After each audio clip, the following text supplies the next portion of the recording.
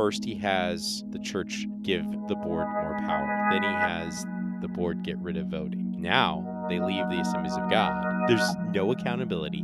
Like you said, they can do whatever they want. They could make John an apostle. They're in the Wild West now.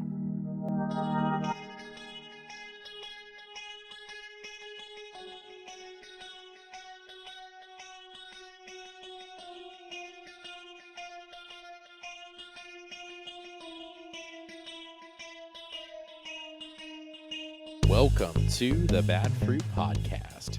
I am your host, Jonathan, and I know everyone's been really excited about this, but today my co-host and real-life brother, Judah, is back on the show. How you doing? Hey, what's going on, everybody? Glad to be here remotely. Yeah, we've missed you on the podcast. But yeah, you no, know, I've been in. Oh, I was gonna say I've been enjoying all the meme page guys you've been interviewing. Yeah, well, hey, you know what? We got a few more in the pipeline too. So we've got the confessional corn dog hopefully coming up soon. So he's Right. great. So yeah, I'm excited for this. But I thought we had a crazy name. I thought we right? had a crazy name, but the Blessed Bald Eagle, the what's the other one you guys had Charismatic on? cheetah. Yeah, Charismatic Cheetah and the corn dog. Yeah, I guess we're doing all right. No, Yeah. no, I love all No. those Yeah. names. It's great. Yeah. Absolutely. So, for those of you who maybe have not listened to the Bad Fruit podcast before, we look at the bad fruit in the modern American evangelical church, and we've had experts, authors, insiders, and meme pages, and yeah, so we've had a wide range of people on the show and had some really great conversations about a wide range of topics. We've done our good fruit episodes where we have positive theology, and then we have our regular bad fruit episodes where we talk about the bad fruit. And today we're talking about something that has kind of hit the news, and so at the beginning of this podcast, we said that we were looking at the modern American church and kind of using our local megachurch, James River, as a lens and a kind of case study to examine some of the bad fruit in the church. And so our local megachurch, James River, uh, made the news last year because of the men's conference and Mark Driscoll and a stripper pole. And they've made the news this year also recently for doing something else. And Judah, you want to tell everybody what they did? They announced that they are leaving the Assemblies of God, and actually, yeah, as of this recording, it's already happened, and it it's interesting because we've talked a lot as we've kind of gone in order from their beginning to where they are now. One of the things John always said was, "Show me your friends, and I'll show you where you'll be in 5 years." And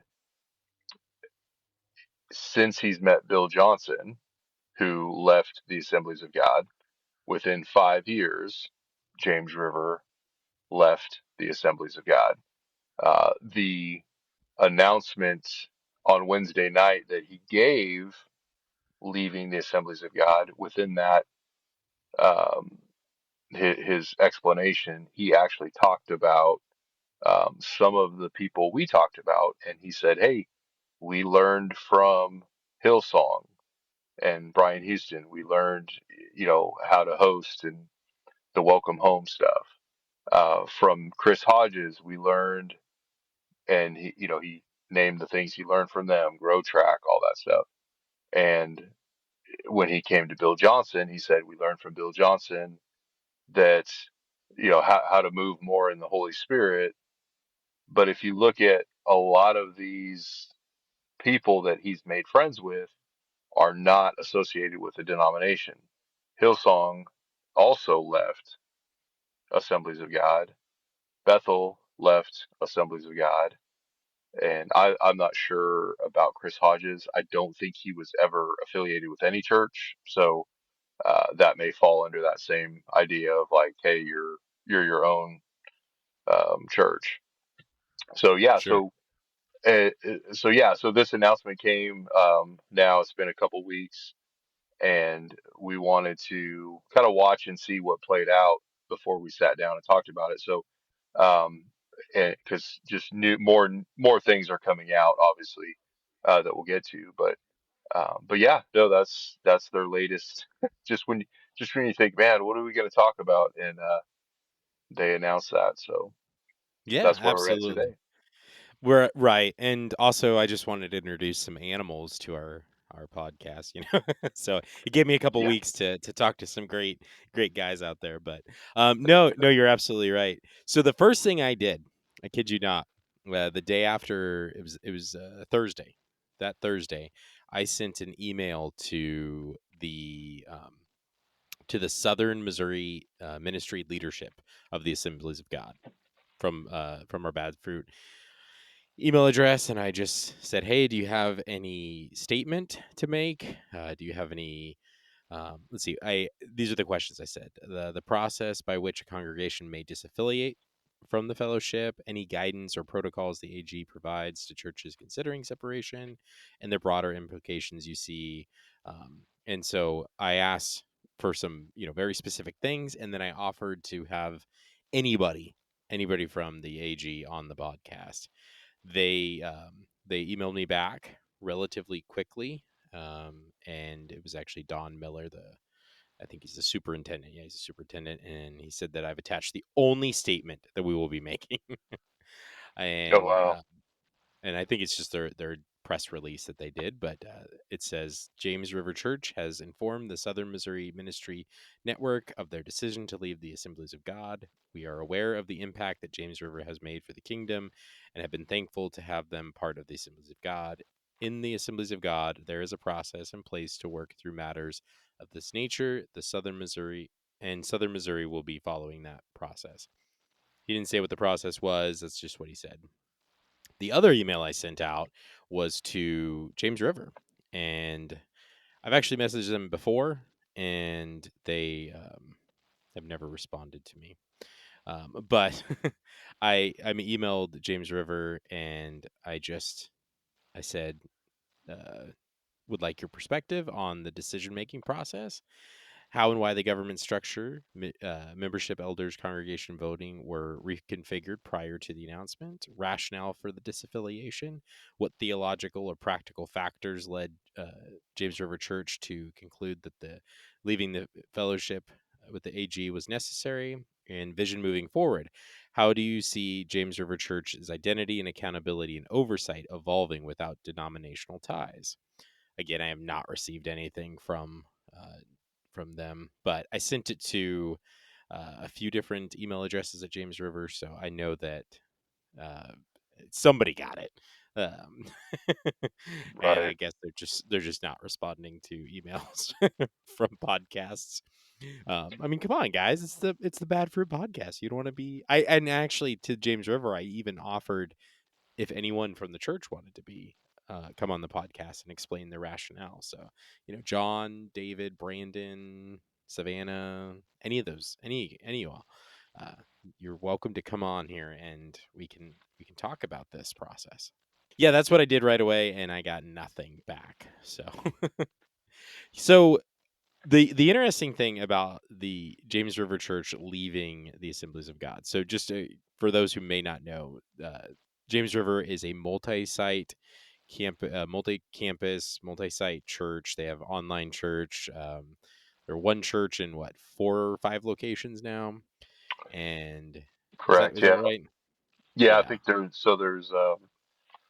Ozark, North Springfield, South Springfield on the west side, and then Joplin, and then their and then online on. Yeah. campus, and then also the Meta campus.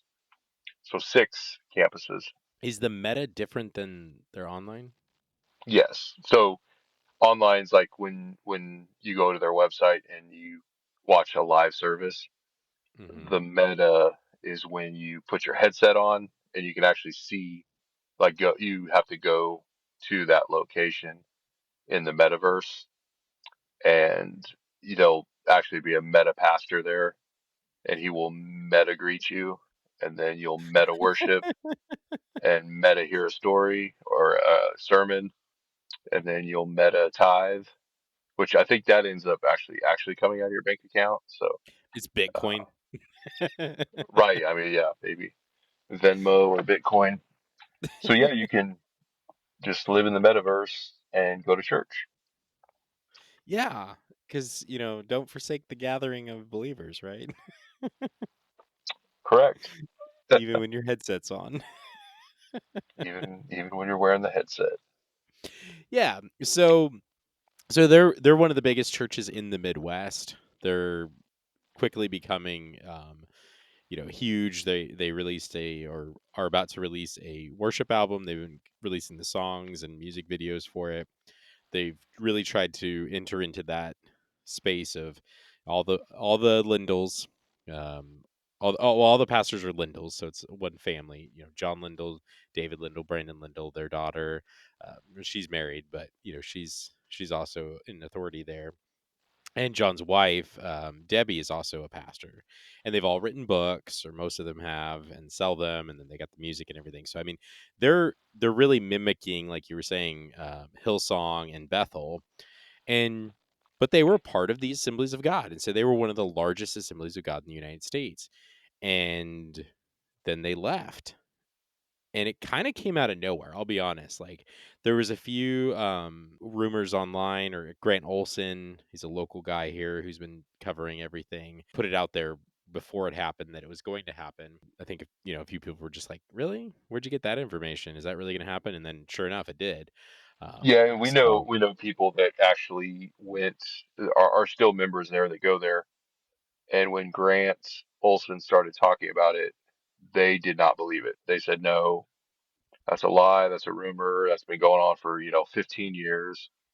And so people that are members of James, or I don't even know why I'm saying members, like people that I should say people that think they're members of James River, they will not believe anything. It has to happen before they'll believe it. And it's sad to see that because they're those are the people that are getting fleeced. They've been fleeced, and but the one who's fleecing them is telling them, "Oh, no, no, no, you're fine. We're not doing any of that. Don't worry, everything's fine." And the whole time they're the ones that are just destroying the church. And so it is sad. It was sad to hear people go, "Oh no, that's not going to happen. We would never leave Assemblies of God. That there's no way John would do that." But then those same people defending it after John tells them, "Yeah, we left the Assemblies of God," and they do this quick turnaround, like, "Oh, it was a good thing. We needed to do this. It's going to grow the church," and it just shows where their loyalty is, and that it's not with a doctrinal statement. It's not with a theological belief. It's not with their conviction or Holy Spirit conviction. It's whatever John tells me. That's that's what I believe. I won't believe yeah, anything unless John Lindell tells me. The sky could be falling and people dying around him, and they would wait for John Lindell to tell them, "Hey, we need to go inside. The sky's falling." But if John told them the sky wasn't falling, they wouldn't believe it, even though they're seeing it with their eyes. And that's how deep this deception is, and how this played out with a lot of people that I know. we do need to kind of get in our time machine again and to go back in time because Don't do the time machine music though. okay, Don't do it. I'm gonna push a Don't add button that right in there. now. I had a few Doo-doo-doo-doo. friends that said the time machine music was a little too cheesy. Oh, I mean, dude, we're the Bad Fruit podcast, Oh, dude, yeah. there's nothing cheesy about us except No. for the time machine music. No, I'm just kidding. For that Cue the reason time alone, machine music. cue it right here. There you go. This one's for you, Paul.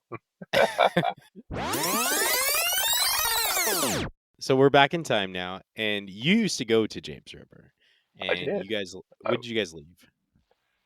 2017, I believe, a little somewhere in there. Were you a member of James River? I actually was, and Okay. I don't know. Yeah, I mean, we went through the membership class and signed all the papers. So yes, we were members. We never. So the interesting thing I always wondered is there like if you become a member of another church, does that automatically um, dissolve you from being a member at James River? Because it wasn't until like 4 or 5 years later, like we never like removed our membership. Hmm. We never wrote a letter like, "Hey, we intend to remove our names from membership." So I don't know if we were still members for the next 5 years until we became members at a Baptist church. So it is interesting how that works. But yeah, we were there 8 years, so 2009, I believe. We went through the membership class and all that stuff. Yeah. Did you ever go to a voting meeting? Did you vote on anything while you were a member? So we voted in, I want to say, the name change. We were in that vote. Okay, so you actually Yeah, so voted on changing it from James River Assembly to James River Church? yeah, so there was, I can't remember everything that was in that meeting, but one of them was to change the name from James River Assemblies to James River Church. So yeah, I was at that meeting. I can't remember what year that was, but we were Sure. at the West Campus, I believe the meeting was at, But and you we were were already at that campus. but you were actually a member, and you were actually voting on a big decision for the church. At least Correct. Yeah. up until you left in 2017. Yeah, and I want to say there were some nays that I don't think that had to be unanimous because there were people that yelled out nay, they didn't want to do it, and I think a couple people asked some questions. And as I mean, anyone that's like following it or in some of those pages, like they've said the same thing that I remember is John Lindell literally said, people drive by and they think we like manufacture cars, like we're an assembly line, and we just want to let people know we're actually a church. That's And kind of silly. I remember back then going like, are you like, what do you, nobody thinks this is an assembly line. Like, no, there's no companies called like, you know, Jonathan, yeah, assemblies. Oh yeah, they manufacture cars. I mean, it's like Right. Yeah. there's assembly line companies do not call themselves assemblies. You Right. know, Ford like Motor it makes no Company. Yeah, sense. Yeah, exactly. it's not like Ford assemblies. So at that point, yeah, we were just kind of like, I don't think so, buddy. But Yeah. Did you vote yes on that one? Out of curiosity? honestly, I don't remember. Yeah. Um, It's fine. I don't think. I mean, you know me, I'm kind of like that person that's like, I need more than like 2 seconds to, it's like you sit in a meeting and you don't know what it's about. They're like, hey, we're throwing this at you. So I might have still been thinking about it when they said yay or nay. So, but Sure. I might have just not even cared and just been like, sure, do whatever. Yeah. So probably needed a two-thirds majority vote. I have the 2013 Constitution and bylaws. I know that there are some amendments to that, and then in 2020 they have new articles of incorporation. So this is a little outdated for some stuff, but most of the decisions when I was reading through this need a two-thirds majority vote of the congregation. So I'm assuming that's probably what they needed. But Sure, uh, yeah, yeah, so this might be a good time to briefly just step aside real quick, and I want to talk about church governance for a second. So obviously, there's a lot of different styles that churches can be governed as. You may have heard of Episcopal. That's actually the there is a denomination called Episcopal. There's Presbyterian, and a lot of churches that aren't Presbyterian also have presbyters, and so that's a style of government. There's congregational, um, apostolic. That's kind of what Bethel is. They're sort of run by um, the apostles. There's consensus, which actually requires everything to be 100% votes. There's board, CEO. So there's a few different styles out there.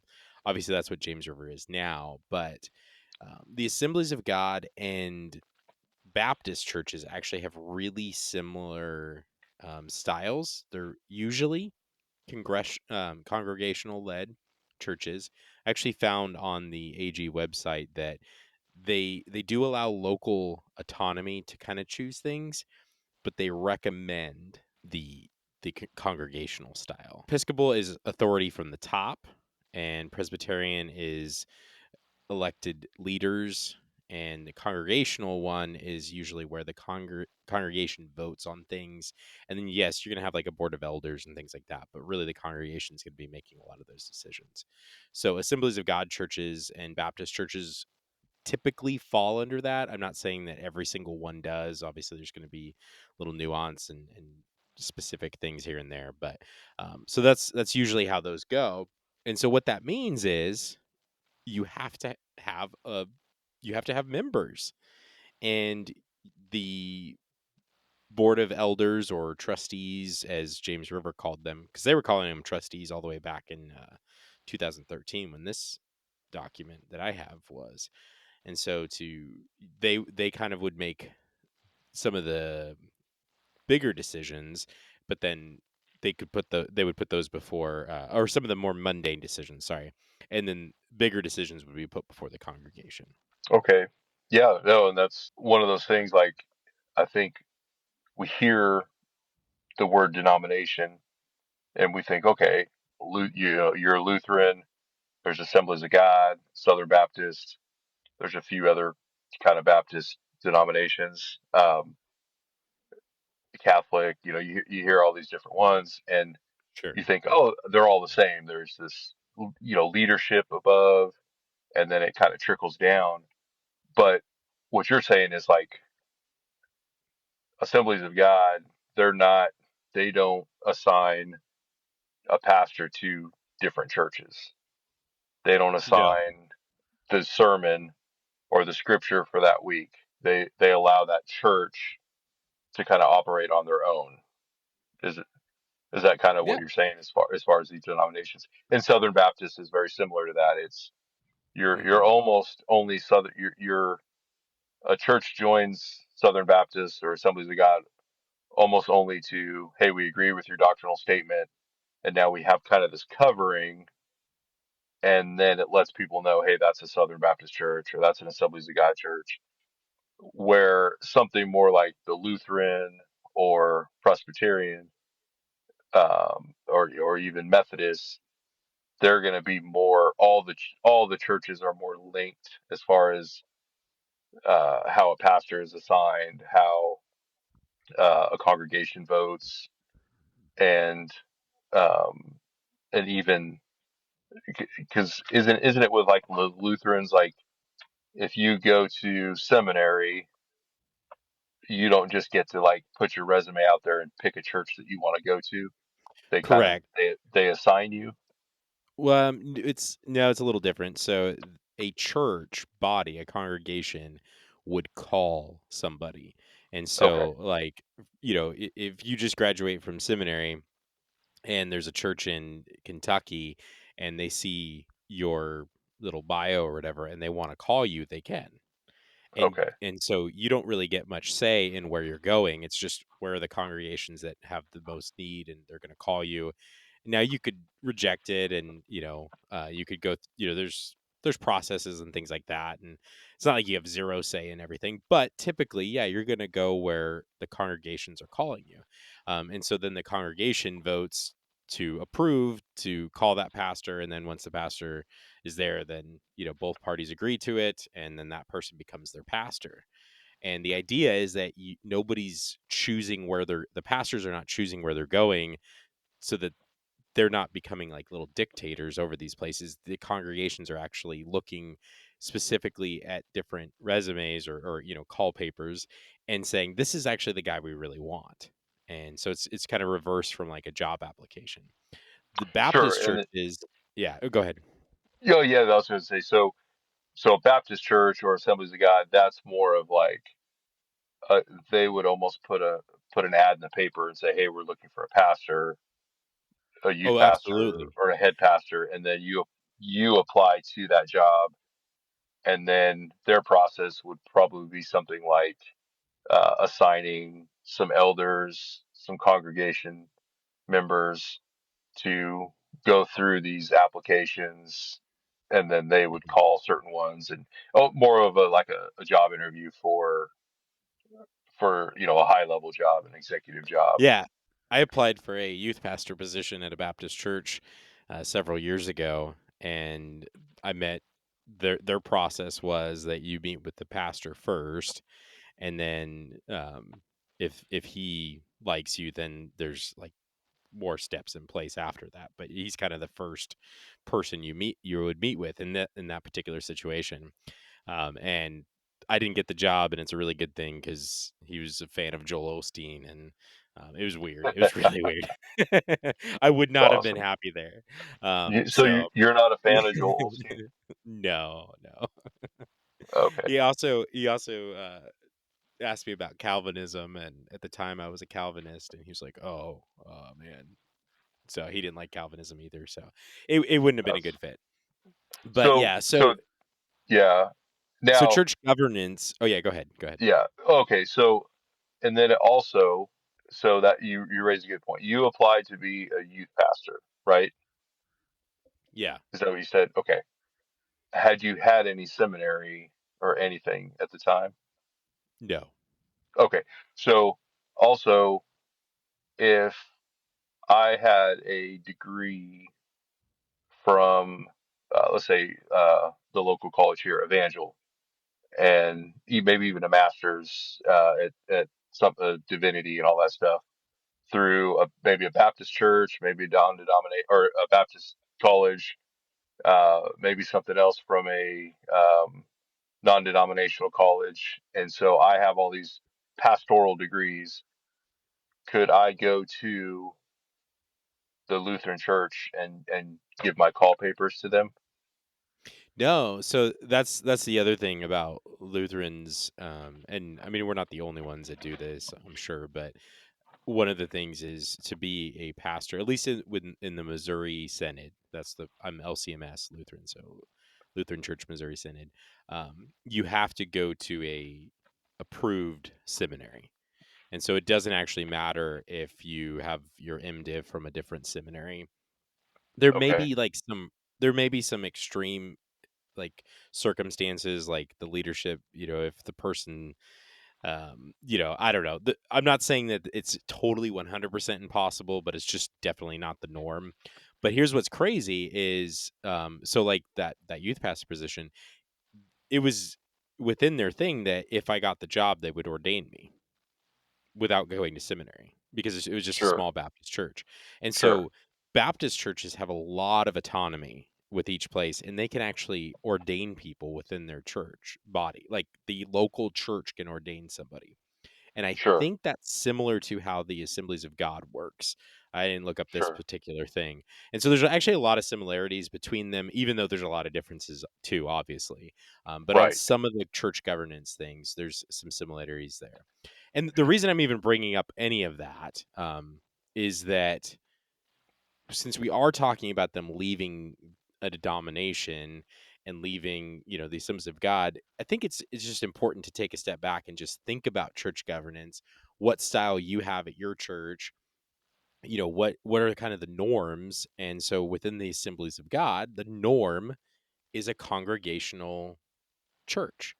Now, they do allow for some autonomy at the local church, so they don't necessarily have to have that, but that's just sort of the norm. And so within the Assemblies of God paperwork and bylaws and things like that, it talks about churches having members and the members having to vote on things. So they're just assuming that if you're an Assemblies of God church, you're going to have members. and and that they're going to have some say in what is actually going on in your church. So go ahead. Yeah, no, and it is important to think about that because I I never even thought about that. Like, in high school, in my you're my 20s, you get married, you're having kids, you're not thinking like, hey, do these pastors have degrees? Like, who is my pastor? Where did he go to college? Like, what are his beliefs on end times? Like, you're not thinking about all that stuff. You're just like, hey, Right. he's a friendly pastor. The worship's good at the church, and but the older we get, we start realizing like, okay, what is these denominations? What do they believe? What is their uh, you know level of accountability for these pastors to be actually more than just on paper qualified to run a church, and maybe because it's like a lot of people didn't know that James River didn't even have elders anymore. They just assumed there were Right. elders, and you Yeah. just assume you're a member of a church. You just all these things that we assume, and and as we've seen this play out, they've been so deceptive in how they've worded everything that people still think they're members of that church. And it's like, no, there's no such thing as members of this church, So, Right. um, but it It's is well, interesting because when you were telling me about, when you visited, um, that the out in St. Louis, the Lutheran seminary, it's just mhm. interesting to hear all that because it's like I can, you know, I can go to a church and if I sound right, if I act right, if I say the right things, somebody in that church might go, "Hey, Judah, would you be a pastor, of this ministry, and we'll ordain you." And I could be Yeah, like, "Sure, make me a pastor," and now I'm a pastor, and I'm telling people I'm a pastor, and there's a level of ability for me to be deceptive and and sure. and gain myself through the ranks without ever really doing theo having really good theology or um, you know even having background checks done on people. That's happened where people have snuck in, and so that Sure. accountability in certain denominations may not be as high as accountability that's in other denominations, and the structure is different. Not all denominations are like, hey, yeah, we follow these 10 rules right here. It's, you know, it's like some are like very, um, very detailed, and you see the protection, because ultimately you're not trying to, you don't want to protect the pastor, you want to protect the congregation. Right. And obviously there should be some sort of pastoral care, but ultimately you don't want to get, you know, church governance is designed to not get a John Lindell in leadership, you know. And yet Right. look where we're at, and what did he have to do? He had to strip all that governance away, you know. Right. And that's actually so church governance is one of obvi- so I'll back up real quick. Make sure I say what I want to say. So denominations are different because of doctrine, but they're also different because of governance as well. And so, even though you may have some denominations that have similar theology but different governance. You may have some with similar governance but different theology, right? But those are two very big important things. And when you're thinking about what denomination you are, you and or what denomination, if you're looking for a church, you're like, what denomination should I be? You're also looking at governance style of your church, and you should be thinking about that. And so if you're going to a non-denominational church, which really honestly is kind of a way of saying we're probably part of a network of churches, because so I just found out that there's a Bethel network of churches. So there's a bunch of non-denominational churches that are kind of like loosely tied to Bethel. And I don't know much about it. I just found out about it. I need to do some research. There's That's ARC, right? that's The scary. Association of Related Churches, ARC. Um, they're a church planning organization, but you can be a non-denominational church and plant within that, and then you get help a little bit with the resources. So really, I mean, at that point, you're kind of a denomination, but you're just sharing your denomination in the sense that you share your resources, right?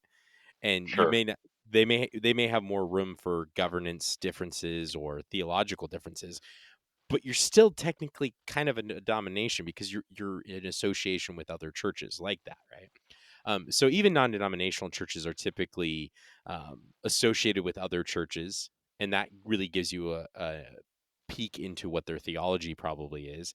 The other thing, and there's the joke that non-denominational churches are just Baptist churches with cool websites. Or Baptist churches, right? That's another thing. And so it's sort of a hybrid of like they have a little bit of charismatic stuff going on, but they're still kind of Baptist. And a lot of times they're congregational churches. That's kind of just the norm there. Or they become non-denominational so that they can do whatever they want, which is kind of what's going on here. So I do want to kind of keep the timeline moving here a little bit. So in 2019, and this is where I'm having a hard time fully grasping exactly the order of events, because I feel like I've heard a few different things. So I thought I had heard that they had the congregation vote to remove their voting rights, but I recently heard, and I think this one's probably true, but in 2019, the board voted, or sorry, no, they had the congregation vote to increase the board's power. And then the board voted later on to remove congregational voting rights. Is I think the order of events there. And I don't know. I could be wrong. Yeah, and I think I'm not sure exactly how it played out as far as like, and I think that's the part where people are coming out and go, wait, I didn't know this happened. I'm a member. I didn't know this happened. And that's kind of what's being looked into right now because, yeah, whatever happened that night, I think it was June in 2019, um, Yeah, it was was in June. at, yeah, at the meeting, they basically said, hey, we're doing like, this is what we're doing. And yeah, it's either, hey, we're not going to come to you guys. This is how I heard it was like somebody kind of paraphrasing John was like, we don't want to keep coming to you guys for just silly little votes. You know, Right. that's kind of what they said. Like we're not really even asking you guys anyway. Like we've been making a lot of these decisions. It's not a big deal. We just want to get it, for legal purposes. We want to get it, changed out in the thing, in our articles and stuff. And it's just going to help us speed up the process of, telling people about Jesus. That's how people described it. So they Right. didn't realize they were stripping the membership powers and all that stuff, and or even their membership was going to, was something that was on the chopping block. So yeah, it might have been like, hey, we're giving this power up. However, it was told to them, it sounded good. It's like Right. when those propositions, they every year it's like, um, yes on no, or yes on three really means no on three, or yes on, this Right. proposition. It actually means the opposite. Like, so then Yeah. you have Vote people that yes, come vote out, no.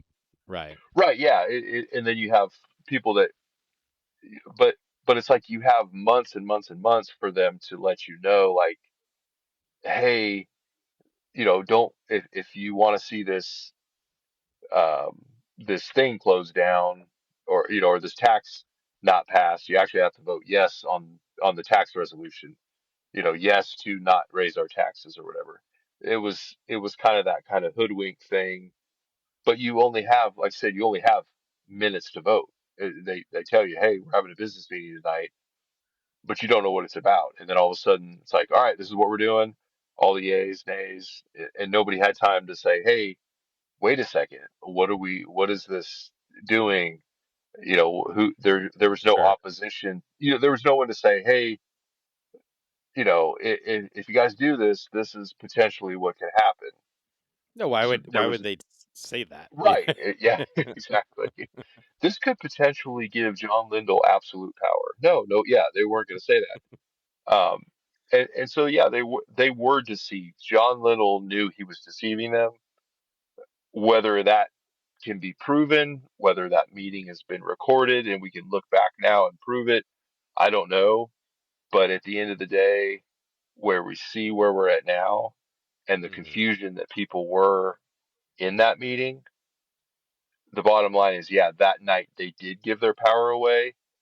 Now later on, yeah, that might them getting rid of a certain article might have allowed them to then go back and get rid of another article. I think So, Grant Olson laid it out that way. Like they had to get rid of right. Article 9, and then once that happened, they were able to get rid of Article 4 and do all the hoops and stuff. Sure. So, like I said, I have the 2013 Constitution and bylaws. So, and then I know online there's the post vote bylaw or constitution bylaws, whatever, articles of incorporation. So I don't know at the time of this particular vote in 2019. I don't know for sure if there was a updated constitution bylaws from the 2013.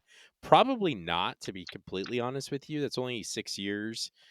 Typically, churches don't update those very often. You know what I mean? But anyways, But regardless. typically churches don't have strippers at their men's conference either. Well, yeah, but that's true. That's true. So So what's I did interesting want though, go ahead, go ahead. I did want to say something. John Lindell did to those articles what Alex did on stage at the men's conference. Just stripped it bare. Sorry, Dude, I mean, sorry, I just had to. Or I should say he did to the members, not the article, not just the articles. He did to the members what Alex did on stage. He stripped them, and this stripped them and down. this right here is why our listeners have missed you the last few weeks. There you Absolutely. go. Yeah. Sorry. So The in the correlation is 2000 uncanny.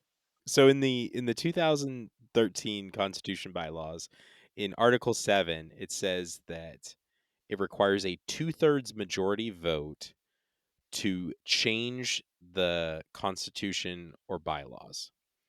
So that means that if they want to amend anything in there, then it requires a two-thirds majority vote. So that 2019 voting thing, they would have needed two-thirds vote to agree to that. It talks about in Article 1 about the members and their rights. And so yeah, they have the right to vote.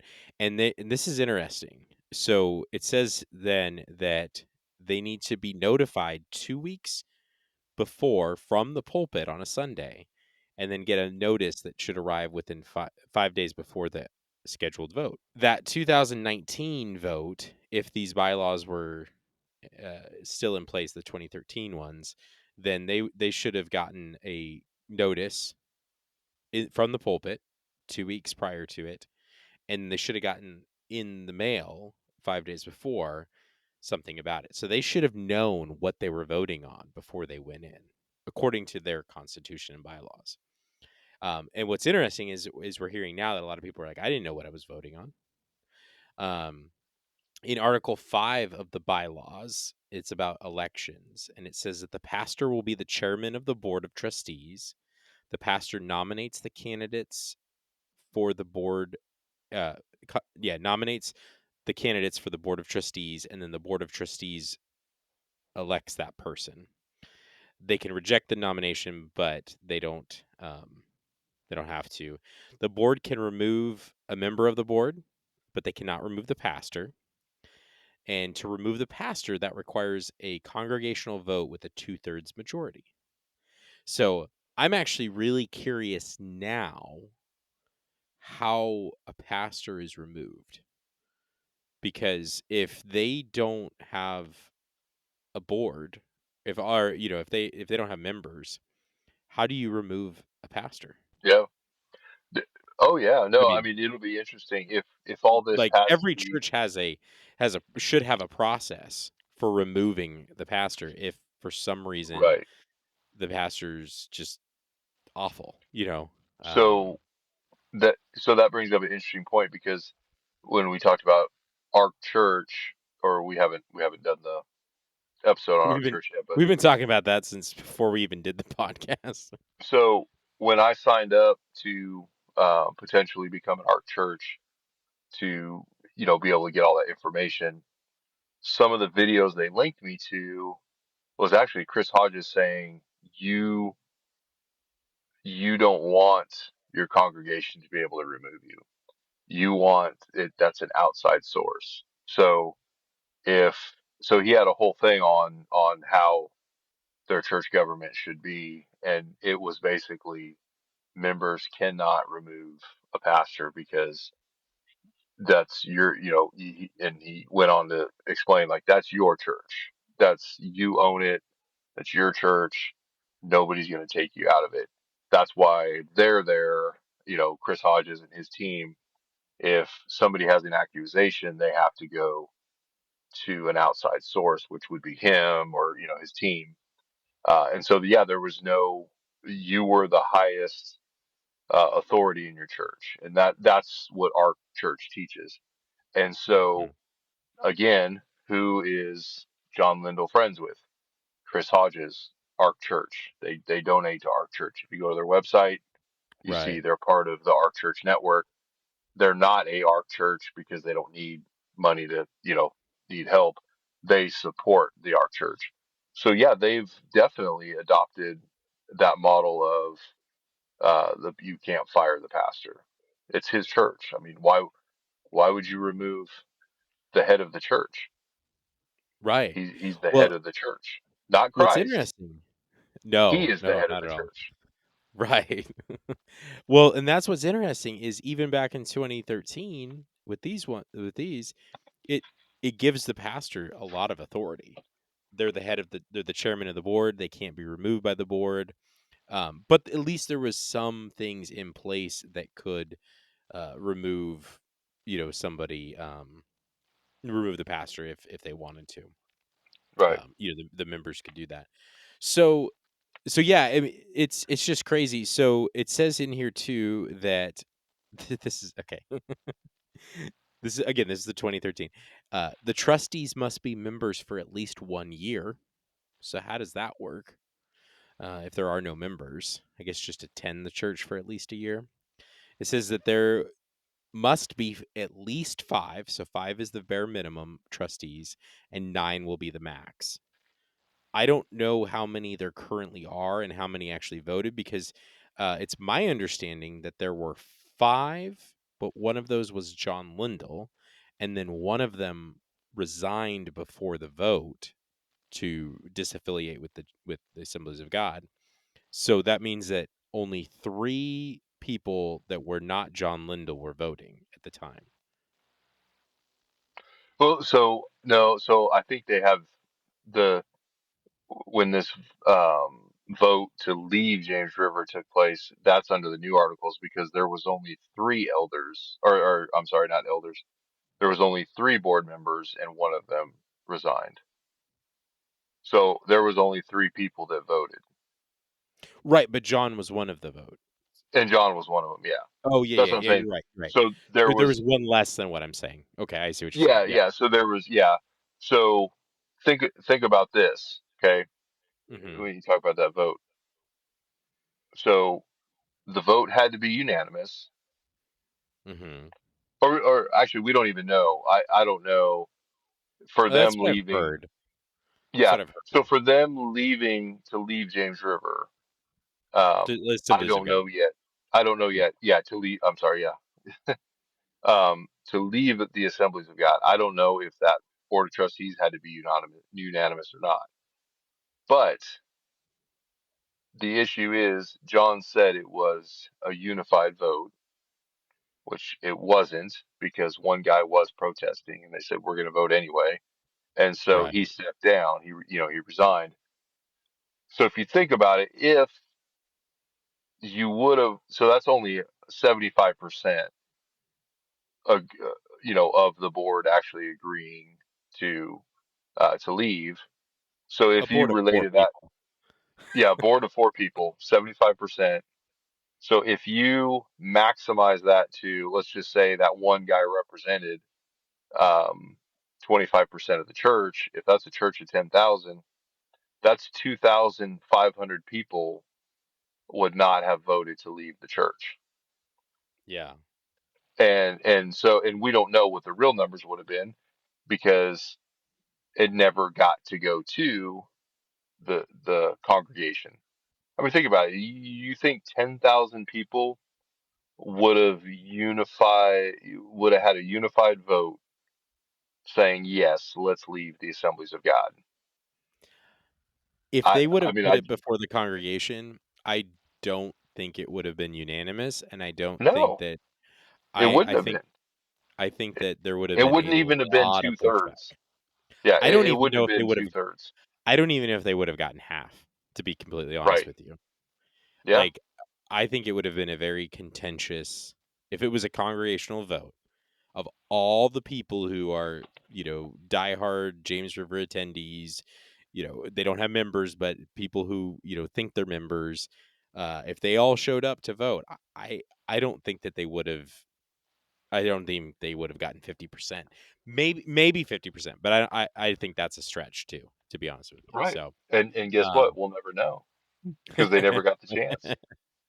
right, and so yeah, and I mean that goes to so within these bylaws from 2013, it says that that James River will affirm the Southern Missouri District of the AG's Constitution and bylaws as well. And so those I found those online, and so those actually become um, a sort of tacked on to so basically what James River is saying here is we have our own constitution and bylaws of how we're going to run things, but we're also going to have the Assemblies of God as like an extra check. And so we're just going a little farther in a few different areas or classifying things that are specific to our context, but we're going to go with the with what the Assemblies of God said. And so in there it says that you have to have an unanimous vote to leave to disaffiliate with the Assemblies of God. And it says that the property owned by the Assemblies of God, so this is where it gets weird, right? So if James River did not own all of the property and the Assemblies of God owned some of it, and the congregation voted to leave, it would have had to have been unanimous. And so if 90% voted to leave and 10% voted to stay, the 10% would get the proceeds from or could keep the property. And again, it gets a little tricky with like some because a lot of these are actually under the property articles. That's where you actually find some of the nitty gritties on what happens when you leave. So I don't know who owns the property. I'm assuming James River owns all their properties. But then the question becomes the members, there aren't any members, but the people that attended there were thinking that they're Assemblies of God, and they show up on a Wednesday night to find out they're not Assemblies of God anymore. Do they not have any claim or any say? I mean, I guess they don't, but No, I mean, I they don't know. don't. It's just crazy to me. Why is this important? Why is this important, them leaving? Why is this a big deal? I mean, surely churches leave denominations all the time, Actually, or do they not? I mean, is has this happened before? Are is your church about to leave, the LCMS? I mean, like, is this something we just see all the time, or is this, especially a church that's been rooted in the Bible Belt for, what is it, 32 years? It's been a part of the Assemblies of God. what's interesting, So there's a few different churches that have left the Assemblies of God, some bigger churches. Actually, one of them was in the town that you and I grew up in, Vacaville. The Christian Life Center, I think was the name, Yeah, or yeah, I used to go there. yeah, now it's I called went there for a little the bit. Mission. And so, Okay. and they do sozo and they do all kinds of like Bethel related things. They couldn't do those as Assemblies of God because the Assemblies of God is still not comfortable with some of those things. Um, but what's interesting is Bethel Church. We've talked a lot about them on the podcast. James River loves them. They voted to leave the Assemblies of God in November of 2005. It was a Mhm. unanimous vote by their congregation, though. Wow. So then they actually so that was in November of 2005. After they voted, there was probably some conversation with the Assemblies of God because it says that they actually rescinded that for a little bit, and then they had a near unanimous reaffirmation of the disaffiliation in January of 2006.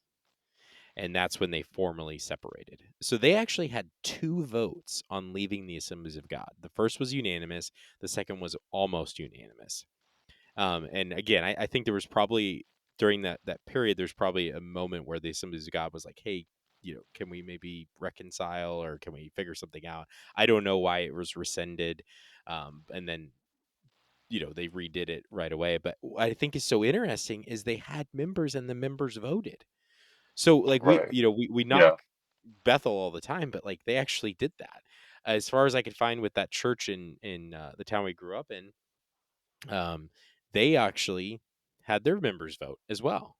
So, it's what's interesting is when you look at disaffiliation of churches from denominations, the most common reason, and this happens all the time, is over doctrinal issues or church splits. It's church splits is number one, and then doctrinal issues is number two. So, for example, the United Methodist Church a few years ago started to affirm LGBTQ pastors, and they'd already had female pastors, but then they started having like LGBTQ pastors as well, and things like that. And so they're the largest Methodist church. Well, you had a lot of like old school Methodists who were just like, that's not what I don't agree with that, you know? Like I might be cool with a female pastor, but I'm not cool with this, right? And so you had a lot of churches leave the United Methodist Church at that time. But again, it was a very controversial issue. It was for a kind of a doctrinal thing. It was very specific, right? And so really it was kind of a church split. Same thing happened to the Presbyterian Church. They had kind of the same thing going on where you had people who were churches that were affirming LGBTQ and having female pastors. Then you had more traditional Presbyterians, and so they split as well. And that actually happened to the LCMS or to the LCMS. And so we have the ELCA, which is our liberal progressive version of us, and they split back in like the 60s over, and it was at the time it wasn't over those things, but it was over some similar just like I might have been female pastors or just some liberal theology stuff, like affirming that the Bible is the inerrant word of God, something like that. So there's been a lot of people who have left the Southern Baptist, but that's over some of the controversies that have happened over the last few years. So the the most common reason is because of a church split. So you have like literally people within the denomination who are saying, and a lot of people, not just a little bit of people, but a lot of people saying, we don't like the direction that this is going.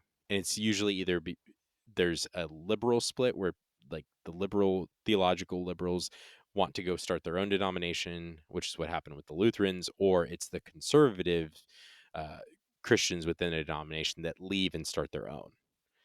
And then you have, for some doctrinal issues, you have this kind of a rare thing where you maybe just have like a church that decides to go non-denominational, or and then kind of figure out what they believe. And so you have maybe a church that's like, we're not sure we want to be Assemblies of God anymore because we're not sure we agree with all the charismatic stuff, right? And as a congregation, we're just kind of shifting maybe towards uh, Baptist or something like that, or a Baptist church that wants to have speaking in tongues, and so they want to be more Pentecostal, right? And so they might leave and become non-denominational at that point. But this whole like leaving for no theological reason, to leave for no doctrinal split, is extremely rare. And Hmm. typically it seems as though it's done for power reasons. So Wow. there's a church, so the Roy's report, Julie Roy's, she posted an article, or on her website, um, about a Houston church that deceptively removed members' voting rights, giving the pastor dictatorial authority. So, Sounds um, familiar. yeah, yeah, it is. So I'm gonna read you just a little bit about a little bit of this. Okay. So leaders at the Second Baptist Church of Houston. So I think that's important. This is a Second Baptist church, not Assemblies of God. So this can happen in any church. So you ask, why is this important? Well, this can happen anywhere if you allow it to happen, right? I think my denomination has more things in place that would protect us from this happening, but honestly, it could happen anywhere, if you allow the right things to take place. So, but yeah, so this is happening in a Baptist church too. But they deceptively stripped members of their voting rights and transferred nearly dictatorial authority to the senior pastor, according to a lawsuit filed against the megachurch and several of its leaders. Jeremiah Council, a nonprofit funded by current and former members of the church, filed a suit on April 15th in Harris County District. Second Baptist has 94,000 members across 6 campuses and an annual budget of 84 million. So, that's Wow. a lot of money and a lot of people. Um, so I'm going to skip ahead here a little bit. Um, so this is from the lawsuit. What had once been an exemplar of transparency, accountability, and genuinely held Christian conviction for Houston's faith-based community was thus to be transferred into a business controlled by a small and self-interest group of people motivated largely by their own financial gains. So they said that the voting rights were removed during a May 31st, 2023 meeting purported to be about amending the bylaws to defend the church against the woke agenda. So they used the woke agenda to, um, as the Wow. boogeyman to then, Yeah. you know, give the board more power. Members were not told before or at the meeting that the other changes included their voting rights, which had been in place since the church was founded nearly 100 years ago. So, and I'm not going to read the whole thing. I can post the article if you want to get in more into it. But um, the gist of it really is that, very similar to what James River did, is they have a vote on something. And so, as far as I understand it, right, that the idea was, our board of trustees needs to have more authority over some certain areas, and so we're going to, ask you to give them a little more power. And then in all that, they end up removing their voting rights. There's a lawsuit. Does it say what they're asking for in that lawsuit? I didn't get that far in the article. No, that's all right. And our listeners, you guys can look that story up and read it I'll as post well. it.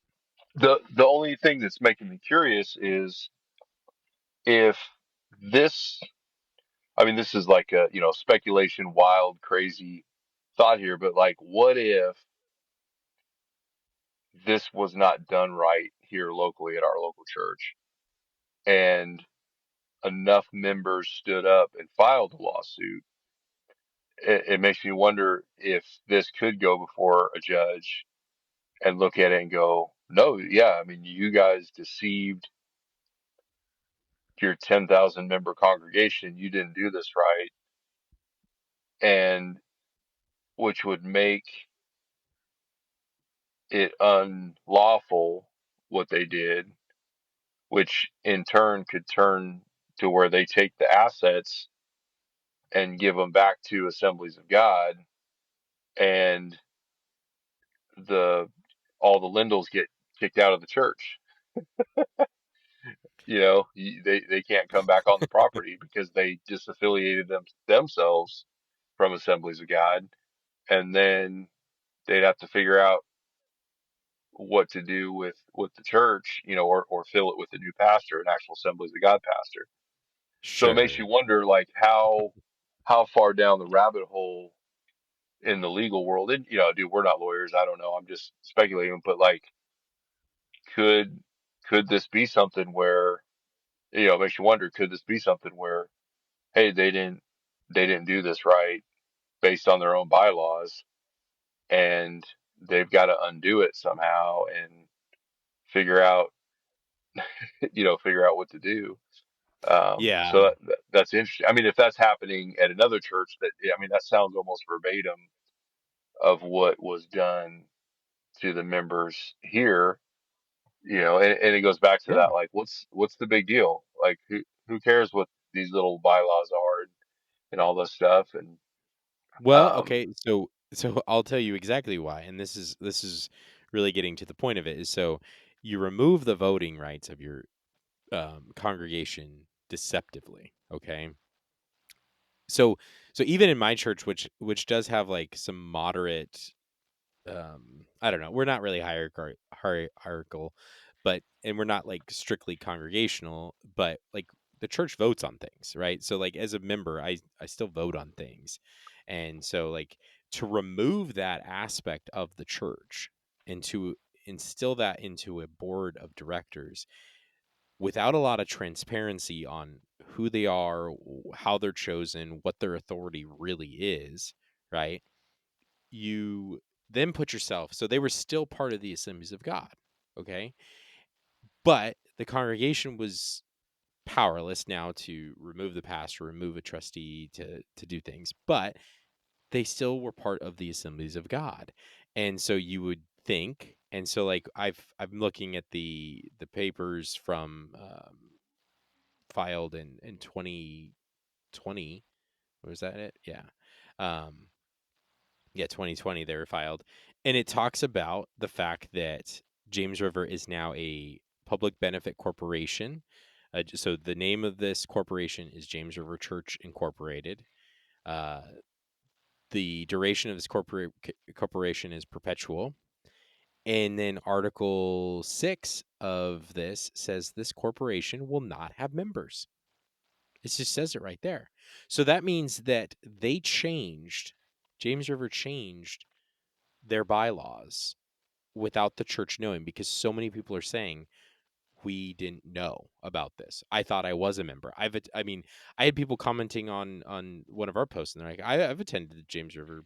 I was a member. And it's like, no, you were not a member if you were at the church after they've made that vote. So why does this really matter that they're leaving the or Assemblies of God? Like, I don't. Does that impact us? Does that matter to you if you're listening in California or South Carolina or whatever? Well, again, this could happen anywhere.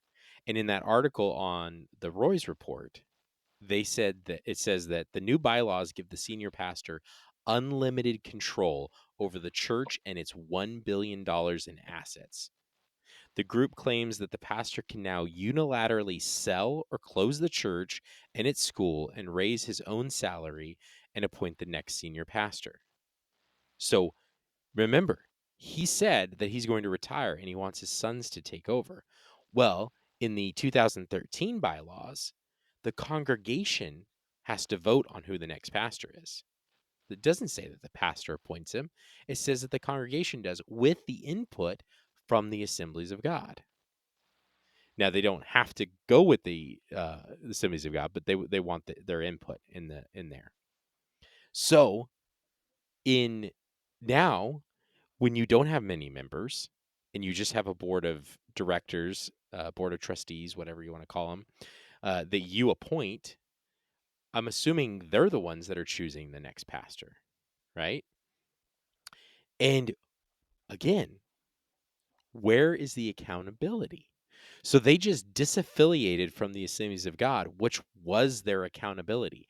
People get mad at denominations all the time and they're like, I'm just a Christian, no creed but Christ, right? And I don't like denominations. And I get that, right? I do. But one of the great benefits of denominations is accountability for the church. Because even in denominations like um, Southern Baptist and Assemblies of God, where there's a lot of autonomy for each congregation, there's still some oversight. There's still some things you have to, some standards you have to meet, some expectations if you want to stay part of that denomination. And so in these, it talks about in these older bylaws about how they're going to be accountable to the doctrines of faith that the Assemblies of God has. They're going to be, there's going to be oversight from that. There's going to be audits. So they had a healthy structure that was in place that says we're going to have accountability. And so a recent audio recording became public of a former member from James River who was asked to leave, and so we had him on last year, and we're gonna have him on again here soon, hopefully. And he was talking with David Lindell, and so he has this recording. And now that we can listen to the full recording and everything like that, it's really interesting because the employee says that he's worried about accountability. Now, this is they're still part of the Assemblies of God at this point. And this is after the whole, stripper pole and the Mark Drisky situation and all of that. Um, but David Lindell says not to worry because the Assemblies of God is going to be their accountability. The Assemblies of God is there. They talk with them. They're accountable to the Assemblies of God. So Eh, Yeah, that's why it's and important.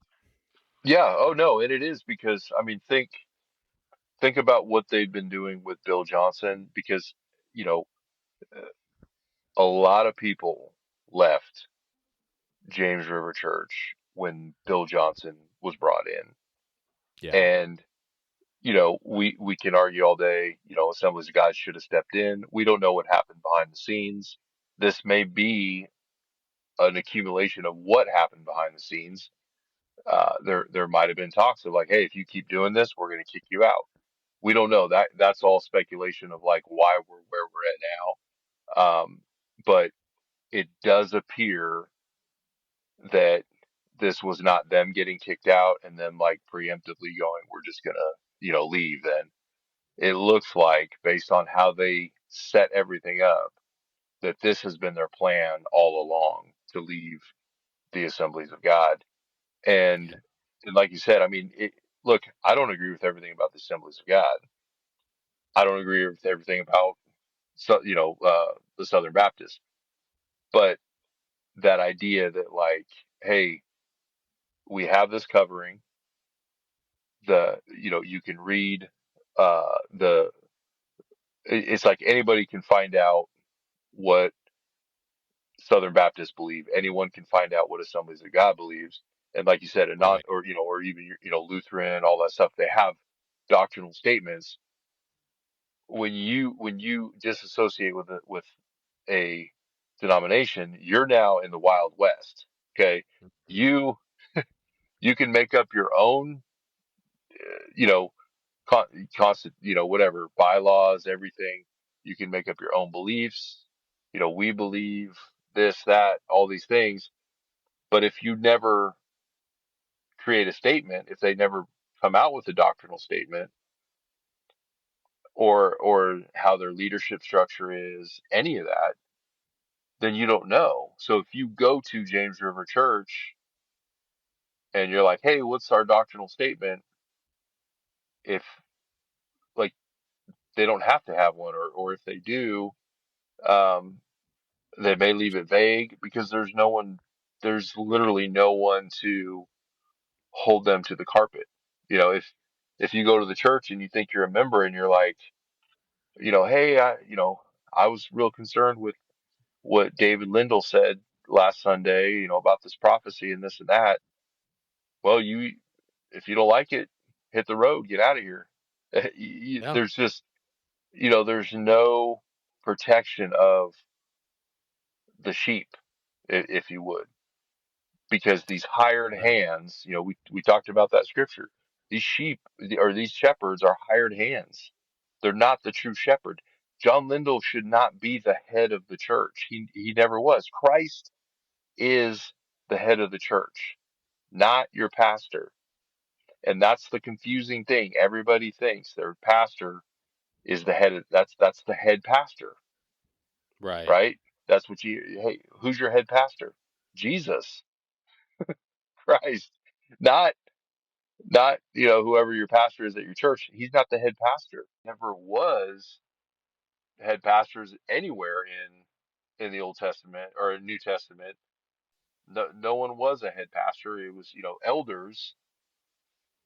There was groups of elders, and they were the church structure. They were teaching, some were teaching, some were taking care of the orphan and widows, some were doing, other administrative things.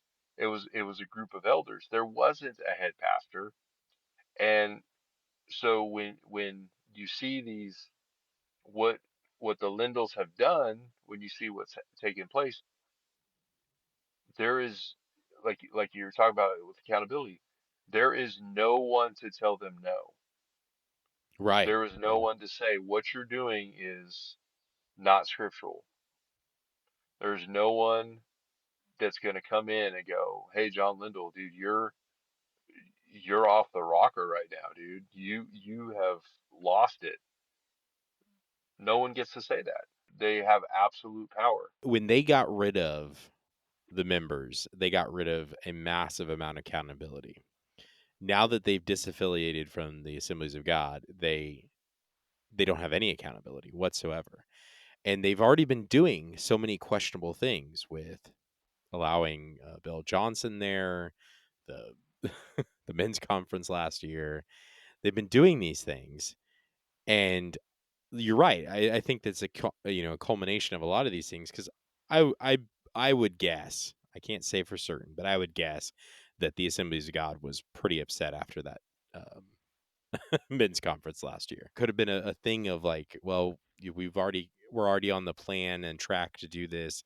We need to do this soon, because I don't want to be told that I can't have strippers at my men's conferences. I don't want to be told that I can't have a tank and monster trucks and all this stuff. Yeah, there's no accountability. But I think what's really crazy is that this is like this is like a heist movie, right? You have John Lindell playing the long game. So first he has the church give the board more power. Then he has the board get rid of voting. Then he has, pushes his limits for things that he can do. Last year, after that men's conference, so many people left and they did not care. We talked to a few of them on here. The church just didn't care that people were upset about it or that they were leaving. And so now they leave the Assemblies of God and there's no accountability. Like you said, they can do whatever they want. Bill Johnson can come in. They could make John an apostle. There's there's just nothing. They're in the Wild West now. Yeah, they're like you said, they're loosely associated with Ark and growing with their ties with Bethel, but those aren't denominations. Those aren't going to hold them accountable. They're, in fact, Ark kind of just, they all speak at each other's churches, they all sell each other's books, and they all kind of just protect each other. Well, and I So, don't you you know, think we saw Bethel's stance on accountability with yes. um, with Sean Bowles is, oh well, yeah, I mean, he speaks here all the time, but man, we're not his authority. We can't correct him. We can't rebuke him. So it's the same thing. I can't go to Bill Johnson and say, hey, John Lindell's, preaching another gospel and he's doing these different things. Bill Johnson's gonna go, I'm not his authority. I mean, I made him an apostle, but I'm not his authority. And you just sit there and scratch your head. It's like it's like trying to go. to the government to pay your taxes here at the local, you go to one room, they're like, oh no, you got to go to that room first and uh, fill out a piece of paper, and then you go fill out that paper, and they send you to a different room, and by the end of it, they've taken your money, but you still don't know what you've done, and that's kind of, what this Yeah. accountability bracket looks like. It's no one's accountable for anything, but you know what? Just trust the Lord. And yeah, no, it's a sad situation, but I think you're right. I think that is the next time Bill Johnson comes, which is probably August, because he's been coming in March and Yeah. August the last few years. We may see John Lindell get anointed as an apostle. So that I should be our mean, next I'm not a prophet, prophecy. but hey, Yeah, maybe, who that's my knows? prophecy that Right. he will be Apostle John. So, one of the other really interesting things in these older bylaws is that it says that they will affirm the Assemblies of God, foundations of faith or statements of faith. And so they actually list them kind of out there, and then you can find them online too. And I'll probably post some of these resources on our Facebook page, which is facebook.com/badfruitpodcast. What I was gonna say though is there's a section that says amendments, and it says that the statements of faith will never be amended in the 2013 Constitution. What's interesting to me is that one of the reasons that Bethel left was that they were pushing the envelope of what theology the Assemblies of God would accept. And James River has been doing that as well. Now, Yeah, they have not officially introduced anything called Sozo, although they may be doing something.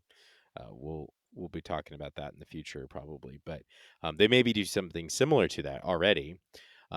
But they're definitely pushing that, and so one of the things is when you leave a denomination like the Assemblies of God, because that is actually so your church. Um, you have to affirm the Baptist faith and message. It's a very vague document, but to be a Southern Baptist church, you have to affirm that. right. And Yep, it's pretty standard. Most Christians would affirm most of it, like 99% of it. It's kind of similar with the Assemblies of God. There's a few little nuanced things about charismatic stuff that you and I probably wouldn't fully agree with, but overall, it's a very generic document. But you do have to affirm that and agree to it to be part of the Assemblies of God. So, there's some like bare minimum things. To be Lutheran, our churches have to affirm the Book of Concord, which is a very extensive book that is like it's not a statement, it's a book. You know what I mean? Like it's a thick book full of sure. things. The Yeah, small catechism, large catechism, the Augsburg Confession, it's just a lot of stuff in there, right? So if you don't affirm that, you're not going to be LCMS Lutheran. But my point though is that that's another reason why denominations are not a bad thing. Is not only do they hold you, the pastors accountable and the congregation accountable, but they also can doctrinally hold the church accountable. And even if it's vague, even if it's very vague, it's still something, right? And now there's none of that. And so, you're right. Bill Johnson will probably come to James River again soon, and he can say, I mean, he's already been saying whatever he wants, but he can say literally whatever he wants. And John can say whatever he wants now with no doctrinal accountability whatsoever. And so at that point, it's like, John, what do you believe? Like, what is your theology? He claims that they're not going to change their theology, but I mean, at this point, I don't really trust him. yeah. No, I mean, it's hard to, and again, this, you know, as we go through this, it's not necessarily a bad thing if a church leaves a denomination. It's the direction they're going because they're leaving, and looking back Sure. at the intentions of what's been going on. And I think that's what's so dangerous, like we've been saying about what John Lindell did, is it was deceptive. It wasn't congregationally uh, approved or even discussed, because those rights were taken away years ago without anyone really knowing it. I mean, if you would have asked anybody, hey, are you a member of your church? Yes, I'm a member. I became a member, this many years ago. Well, did you know they dissolved that? No, I didn't know. So Yeah. that deception was there. And then appointing his children as, the righteous gemstones that were going to inherit this kingdom he built. It just shows the level of, you know, I know it's a trigger word for you, but just this level of narcissism that is just oozing out of John. Um, and, and just seeing how he's taken a church, and instead of making it Christ's church and protecting his sheep, he's turned this into his own empire that is in his eyes now indestructible. He has absolute power. He makes every decision. What he wants the church to do, the church has to do, and the sheep are not protected. There's no protection of the sheep because it's instead of, hey, there's hurting people, there's concerned people. Let's get them in here and talk to them. It's, hey, if you don't like what we're doing, leave. I mean, dude, I Yeah. have never seen that in a church. I mean, dude, there's been a few people at our church that have went rounds with our pastor trying to reason with some doctrinal issues, and our pastors tried everything to reconcile to keep these people here, and those people, and even some that have left have said, I mean, you know, I tried, they tried, like and they didn't leave on bad terms. Yeah. They didn't, just throw up the middle finger and go. It's and so I get it. If you, if you believe in speaking in tongues and I don't, we can part ways in a good way, right? I mean, we can just be like, hey, Sure. I can't keep coming to the church because I speak in tongues and you guys don't, speak in tongues. So that's not something that I'm going to leave in anger and go slander the church and gossip and say, don't ever go to that church because they don't speak in tongues. No, that's something you reason together and you realize that, hey, this church isn't doing that. This church is. And so, but for someone to say, hey, I have scripture, I want to talk to you, and I just want to talk to the pastor and figure out what's going on because I saw this happen, and just to be told, man, this is the closest you'll ever get to the pastor. If Yeah. we're gonna lose people, we don't care. I, Dude, that is not protecting the sheep.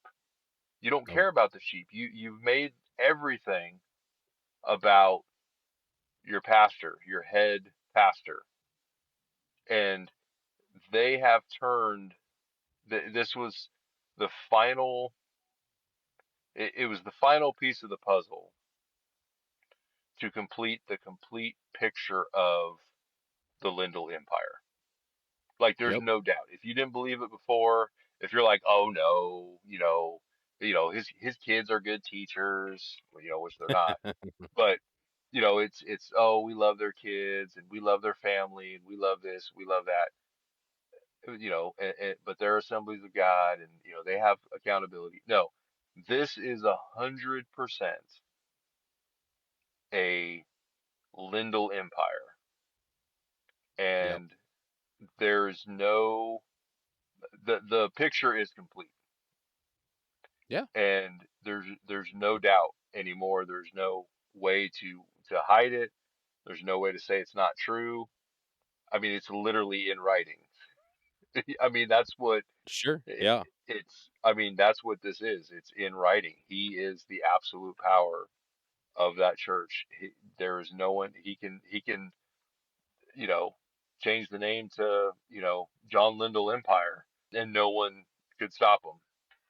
And Right. that, you know, it's sad because there are so many people going to that church that are not protected. They're not under the covering of an actual shepherd that cares about them. And we've read that scripture in John, and it's, they're the hired hand. They're going to run when the enemy comes. They're going to run. When the wolf comes, they're just going to run and leave them there.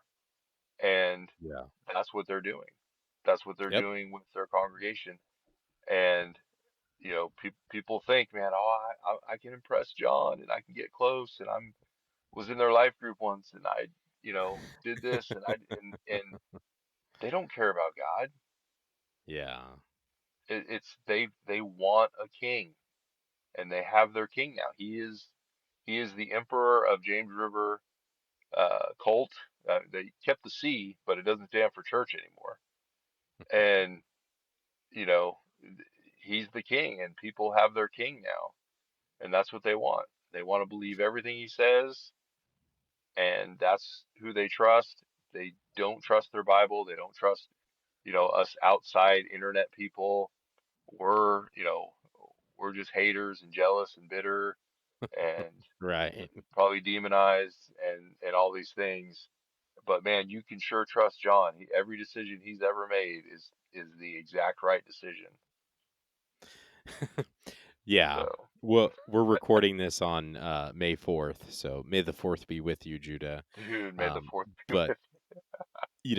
it's a great time to yeah, I mean he's Emperor Lindell now, right? And what did Dude, Palpatine do in the prequels? He took power for himself from from the Senate, and then he becomes the emperor, and all that. dude, So yeah, I mean he's that's where he got literally, it from. He was watching yeah, Star Wars one he was day. just watching Star Wars. Yeah, it's the wrong message to take from Star Wars, because really there's like this great message of like the rebellion and the resistance to evil and to the empire and all of that. There's the doing good and all of that.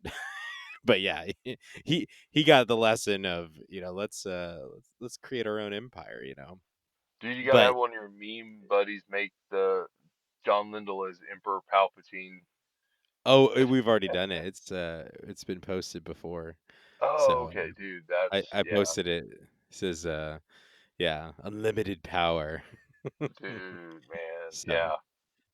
but no, Ah, it's funny too, because today John Lindell posted a picture, and he said I got to meet one of the newest members of James River, and then it's a picture of a guy with his baby, and it's referring to the baby. And I reshared the picture, and I was just kind of curious, like, so in some churches you need to be baptized to be a member. So did they baptize the baby, or are we, is James River going the baptized baby route?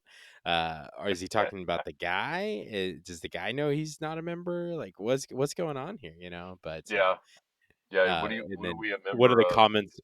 One of the comments though goes, personally, I think it's a sarcastic or passive aggressive response to everything going on. Seems the way he's reacting to pushback in other instances. So Dude, they're saying that he said me at the newest member is a kind of a joke to all the right. opposition. So, Oh but yeah. yeah, no, yeah, this entire situation is still ongoing. There's still a lot going out there. And we'll probably talk about it again, to be honest with you, at some point, because there's so much to cover. And I yeah, I don't think we covered So everything, but yeah, I and I think think a couple notes I did want to kind of closing things, just like observations. Um, I thought it was odd again. They took communion right. I think it was right yeah, after or right before. Um, and it kind of that it just reminded me of those vibes when they did it with the Mark Driscoll thing. yeah, Was almost like you're drinking this cup with us, not by drinking this cup, you're separating from the Assemblies of God with us, and that's kind of the vibe I got from it. It just, and maybe that's just me, but it it just seems really weird to like do some kind of announcement like that, rebuking somebody or disaffiliating with the Assemblies of God and taking communion at that exact moment as you're doing that. Right, Just seemed really what's the weird. unity around? What are we uniting around in this moment, right? Right, Um, exactly. Yeah. I mean, it's, John. where the Assemblies of God, when they did their statement on it, I think it was, they had some council or meeting or something. And I heard the guy talking about it, and, he said, we're heartbroken. Like, th this is a heartbroken moment. It was like a divorce or a breakup or a death. And he prayed Yeah. for the Lindells. And, that seemed more genuine than John Lindell just going, hey, I think things will be better. We'll be able to reach more people with Jesus by leaving the Assemblies of God I'm and gonna have more power. I mean, yeah, we're gonna be able to reach people for Jesus. right, yeah, and drink of my, I mean, it was almost like you were taking communion, uh, for John, not for Christ and the unified, yeah, like I said, the unity. So that was kind of odd. And then his sermon they just released on the podcast app was God's doing something new. It's like that's your first choice of a sermon title right after you guys, break off from Assemblies of God. And it was, we'll have to do a sermon review on that. It was just a horrible sermon, like completely. Rather than saying the new thing that God's doing, is with Israel, was he was sending them a savior. It was all about God wants to do something new in your business, and God wants to do something new in your life, and um, And new but in it's our just church where we're not Assemblies of God anymore, and we have no accountability. they're just constantly gaslighting people and putting buzzwords in their ears. So, oh, God's doing something new, and oh, it's new that we just broke off from Assemblies of God, and they've got all these answers to just keep pushing you forward, and yet you always feel empty. you know, you got to come back for more, for the next filling. So, Yep, but yeah, absolutely. it's going to be interesting to see what plays out with the investigation. What's going on, and also to follow legally what happened with that Baptist church, and to see if more legal things will come to light here with James River, um, Right. and maybe they did bamboozle some people and they'll be liable for it. So, And um, then the other possibility is that they did everything correct. They dotted all the I's and crossed all the T's, and they're, perfectly legal in what they did. And, some people will leave or be upset about it, but, and, we'll talk about it, whatever, but no, no consequences necessarily. But in that case, what's going to happen is you are going to see, this is my opinion, but you will see James River become more and more like Bethel and those other churches, like Church of the Highlands with Chris Hodges. That's his buddy. He copies him. That's where he got the idea for the, special donors group. Hillsong with the music and Bethel with the music and all of that, and you're just going to see them push that envelope farther and farther, and we'll get Sozo or something like it. We'll have, there may be grave soaking, there may be denial of the deity of Christ, and so we're going to see all these different things because there's no accountability and there's no oversight doctrinally anymore. And then literally John can do whatever he wants. And I don't remember when he said what year it was that he said that his kids were going to take over in 5 years. So I don't know how close we are to them actually taking over. Is that next year? I think. yeah, I Because can't we're remember if it that. was in 2020 or 2021. I Okay, think it so was one we're of those still a few years years. away. Okay. Yeah. So, but that'll be really interesting too, because again, we talked about that. Um, Before this, the pastor was chosen by the congregation, was voted on by the congregation. And so now, because John is literally the corporation now, like it's the Lindell Empire, right? He's head of the board that he appoints, and he can remove them, and they're all his yes men. And so they're the ones that are going to choose the pastor, and they're just going to choose his kids, and then they'll be sitting on the board. So it's crazy to me, and I think that this is just, again, no matter where you're living in the country, this is a warning. We've been using this as a case study that this could happen somewhere when you don't watch out for what your church is doing, and you allow them to have all this kind of power. Judah, thanks for doing this remotely tonight. I didn't want to drive. I was tired, but thanks for coming back to the podcast. People thought maybe you quit or something. I don't know, but no. I'm still here. No, I know. I'm just No, messing. dude, Um, we had a couple busy weeks. We did our Sado 48 film challenge here locally, and I'm coaching baseball now, so we've been busy. And I know you've got scouts, so I'm glad we got together tonight. And again, I'm excited to hear all the new episodes with all the meme animals, and yeah, so no, it's we're having a good time. this whole thing has just got me thinking about church governance, church denominations, and why I'm really happy I'm Lutheran. So, Oh, there you go, man. so So cool, man. Hey, love your brother. yep, absolutely. And So, thank you all for listening to the Bad Fruit Podcast today. As always, you can find us on Facebook at facebook.com/badfruitpodcast. If you want to email us, you can at badfruitpodcast@gmail.com. And whatever platform you're listening to this on, please like, subscribe, and share, and leave a comment or a review. It doesn't have to be a good review, but just any of that helps us out. And so we really appreciate it. And we will talk to you next time.